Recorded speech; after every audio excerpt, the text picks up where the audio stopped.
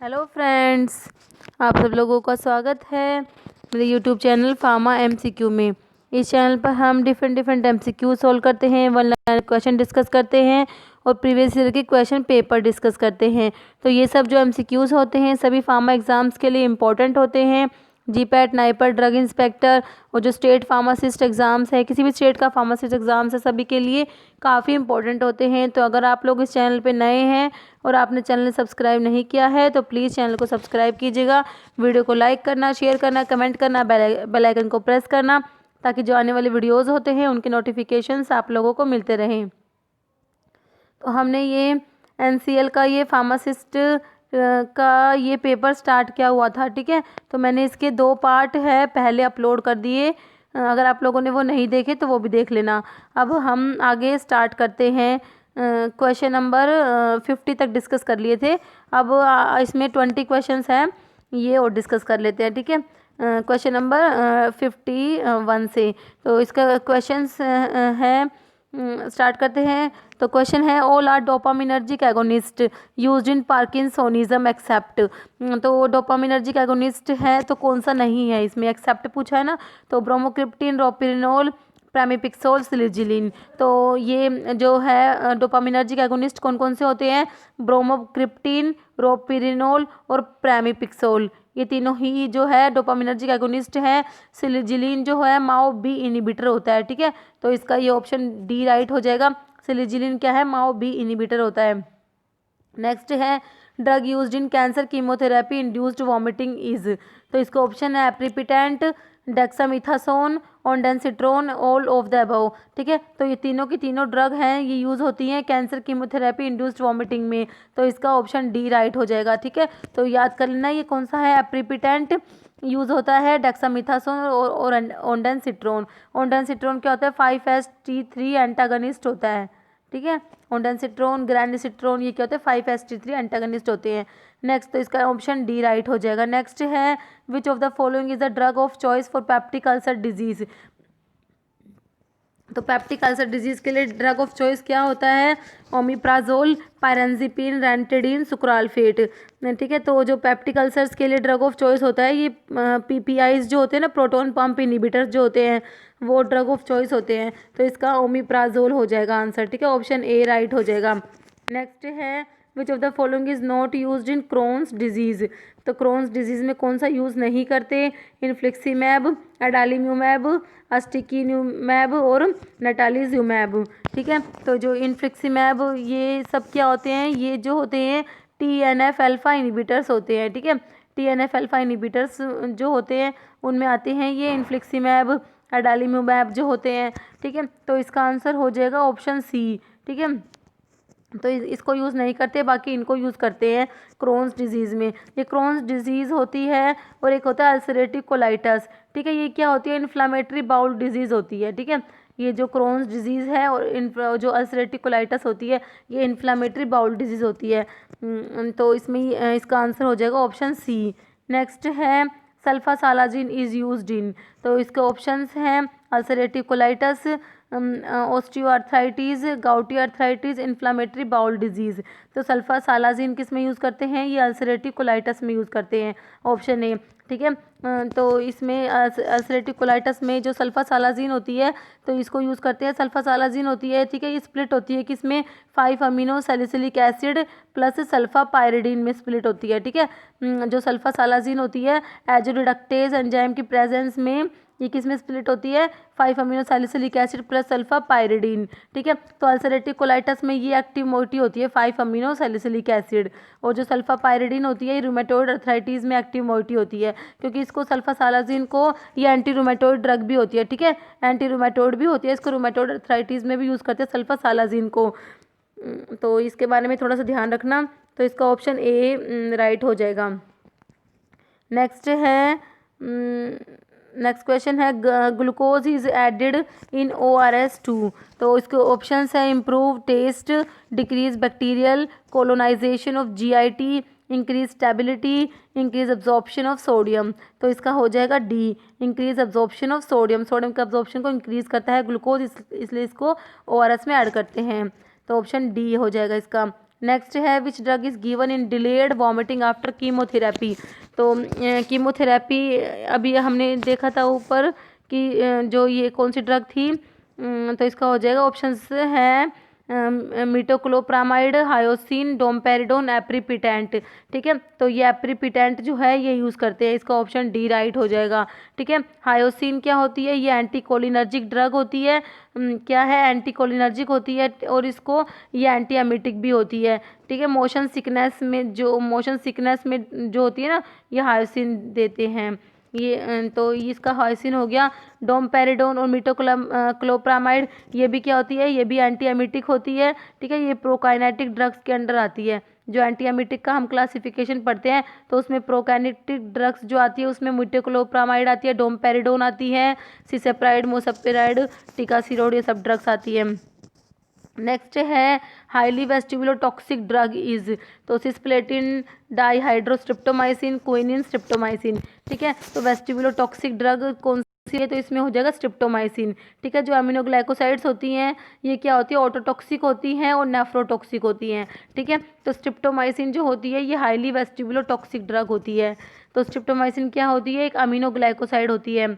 और सिस्प्लेटिन क्या है, ये जो एंटी नियोप्लास्टिक ड्रग में पढ़ते हैं हम, तो ये क्या होती है, एंटी नियोप्लास्टिक होती है। और जो सिस्प्लेटिन होती है ना, हाईली एमिटिक होती है।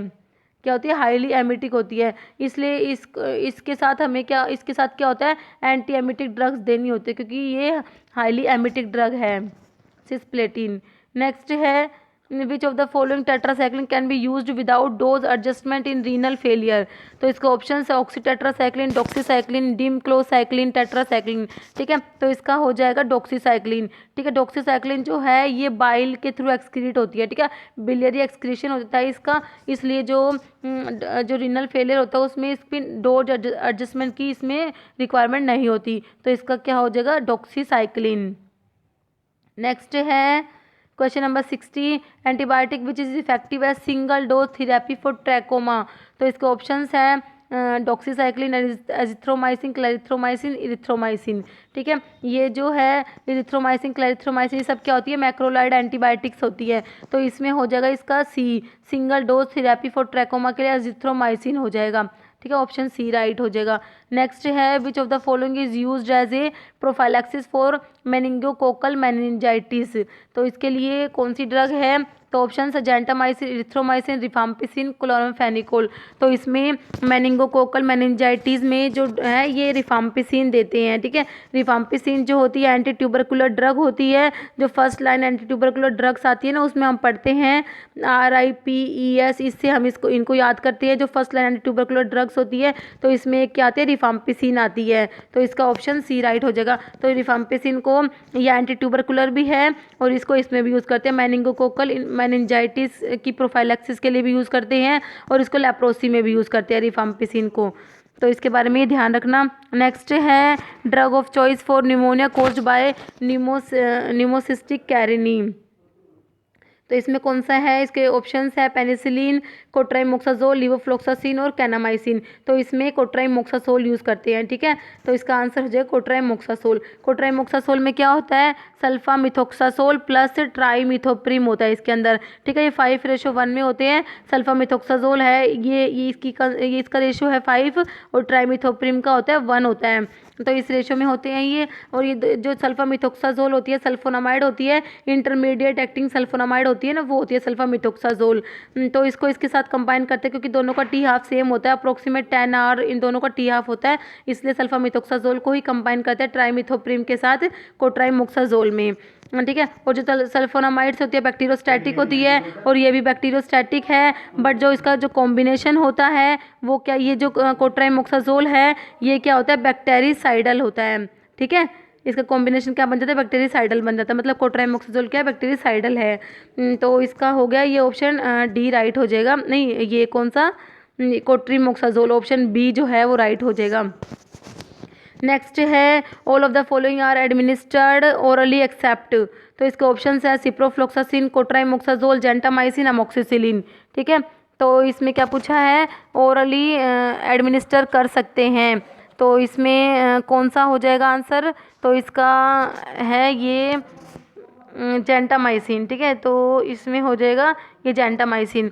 तो जेंटामाइसिन क्या है, ये क्या है, ये एमिनोग्लाइकोसाइड एंटीबायोटिक्स में आता है, ठीक है। स्ट्रिप्टोमाइसिन, जेंटामाइसिन, कैनामाइसिन, टोब्रामाइसिन और ये सब एमिकैसिन, सिसोमिसिन, ये सब क्या होती है, ये एमिनोग्लाइकोसाइड्स एंटीबायोटिक्स होती है। तो एमिनोग्लाइकोसाइड एंटीबायोटिक्स के बारे में हमें देखो कुछ कुछ बातें क्या क्या याद रखनी होती है, जनरल बातें जो है। एक तो क्या होती है, ऑटोटॉक्सिक होती है, ये ऑटोटॉक्सिसिटी कोज करती है, नेफ्रोटॉक्सिटी कोज करती है एमिनोग्लाइकोसाइड एंटीबायोटिक्स। और एक क्या होता है, ये ग्लोमेरुलर फिल्ट्रेशन होता है इनका, ये जो एक्सक्रीट होती है ग्लोमेरुलर फिल्ट्रेशन से एक्सक्रीट होती है, एक ये बात याद रखनी इनके बारे में। और एक क्या, ये जो होती है ओरली अब्जॉर्ब नहीं होती, not absorbed orally.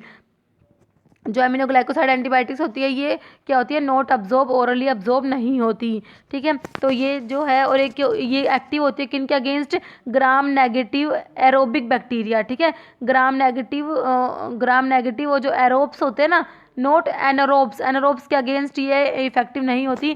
Gram negative aerobic bacteria जो होती है उनके अगेंस्ट ये एक्टिव होती है। और इनके बारे में ये, और ये क्या होती है, बैक्टीरिया की प्रोटीन सिंथेसिस को इनहिबिट करती है, 50S राइबोसोम से बाइंड होती है। तो ये सब जनरल बातें हैं, इनके बारे में याद रखनी है। तो ये जो होती है ऑब्जॉर्ब नहीं होती ओरली, ठीक है। तो इसलिए क्वेश्चन में है, तो इसलिए इनको ओरली नहीं दे सकते। तो क्वेश्चन में यही पूछा है कि all of the following drug are administered orally except, तो ठीक है, किसको छोड़ के, तो जेंटामाइसिन हो जाएगा, ये ओरली अब्जॉर्ब नहीं होती, बाकी इनको दे सकते हैं ओरली। तो इसका आंसर हो जाएगा जेंटामाइसिन। नेक्स्ट है drug of choice for erythrocytic stage of malaria is, तो chloroquine, proguanil, mefloquine, primaquine.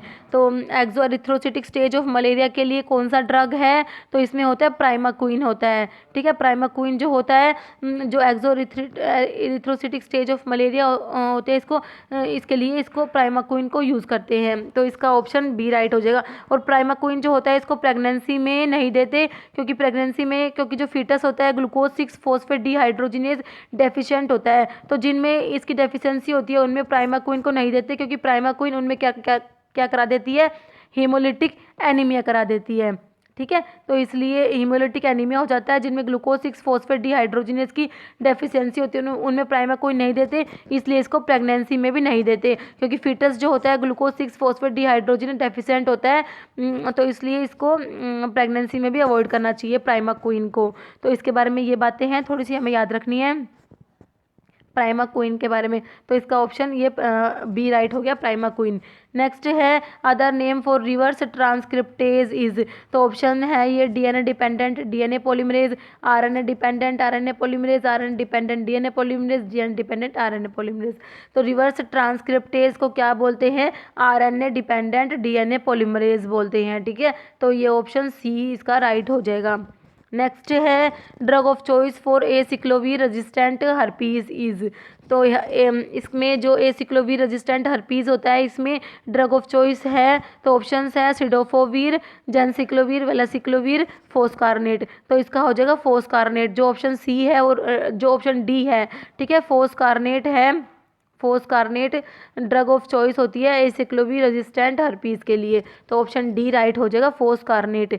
Next है which vitamin is most likely to be deficient in a patient on treatment with isoniazid, तो ये मैंने कई बार discuss कर लिया। Isoniazid जिसको देते हैं उनमें क्या होता है, पायरिडॉक्सिन की डेफिशिएंसी हो जाती है ना, पायरिडॉक्सिन की डेफिशिएंसी हो जाती है, पायरिडॉक्सिन को बोलते हैं विटामिन B6 बोलते हैं, ठीक है। इसकी वजह से क्या होती है, पेरिफेरल न्यूरोपैथी हो जाती है, इसलिए आइसोनियाजिड के साथ क्या होता है, पायरिडॉक्सिन को इसके साथ में देते हैं।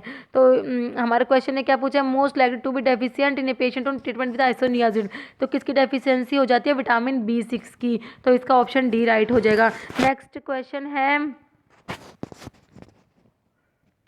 क्वेश्चन है 68 बिवैसिजुमैब इज, तो ये क्या होता है, ये होता है monoclonal antibody against VEGF and anti interleukin second monoclonal antibody, या मोनोक्लोनल एंटीबॉडी अगेंस्ट FGFR, या फिर क्या होता है मोनोक्लोनल एंटीबॉडी अगेंस्ट EGFR, ठीक है। तो ये क्या होता है, मोनोक्लोनल एंटीबॉडी होता है अगेंस्ट VEGF, ठीक है। तो इसका ऑप्शन ए राइट हो जाएगा, ठीक है। ये जो होता है ये क्या होता है, vascular vascular endothelial growth factor inhibitor होता है। ये है बेवैसिजुमैब, क्या होता है? Vascular endothelial growth factor inhibitor होता है ये, ठीक है। और ये क्या होता है? एक टाइप का मोनोक्लोनल एंटीबॉडी होता है। ये इसका ऑप्शन ए राइट हो जाएगा। नेक्स्ट है which of the following antineoplastic and immunosuppressant drug is a dihydrofolate reductase inhibitor.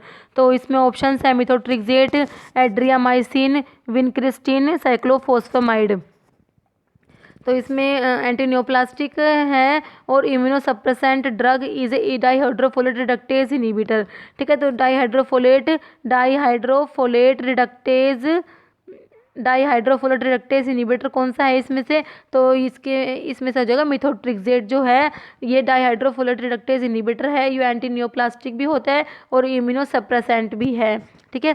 Vincristine क्या है? ये भी एंटी नियोप्लास्टिक ड्रग होती है। विनकैलक्लोइड्स ऑप्टेन होता है, विनक्रिस्टिन, विनप्लास्टिन।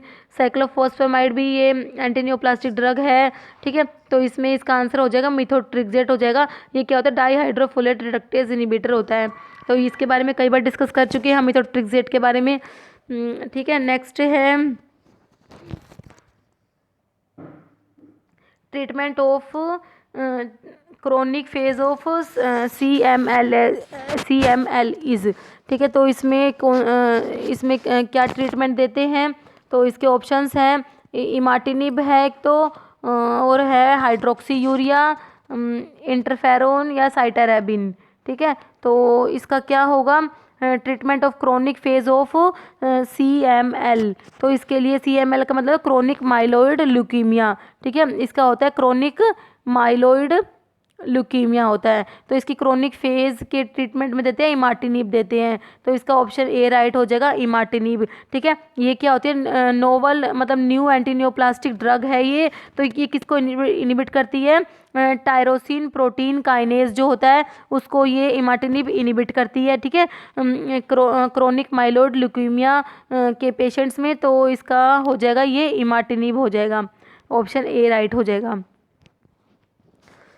तो इस वीडियो में ये NCL का ये पेपर है ये कंप्लीट हो गया, ठीक है। फार्मा सेक्शन के इसमें 70 क्वेश्चन थे और बाकी के 30 क्वेश्चन है ये जनरल के हैं, ठीक है। तो हमने इसके 70 क्वेश्चन डिस्कस कर लिए। अगर आप लोगों को वीडियो अच्छी लगी हो तो इसे लाइक करना, चैनल को सब्सक्राइब करना, वीडियो को शेयर करना। Okay, thank you.